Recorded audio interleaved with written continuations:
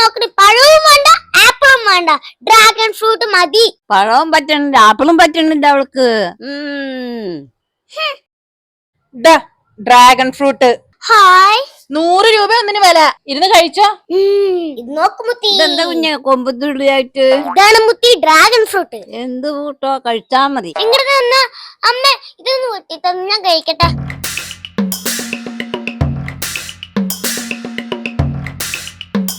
കണ്ട ഇന്നാ നിന്റെ ഡ്രാഗൺ. ഹായ്, എന്താ അത്, ഒരു രുചിയില്ല, ഒരു വസ്തുവിനും പറ്റില്ല. മുത്തതേനുണ്ട്, ഞാൻ തിന്നോളാം. ഓ ശരി.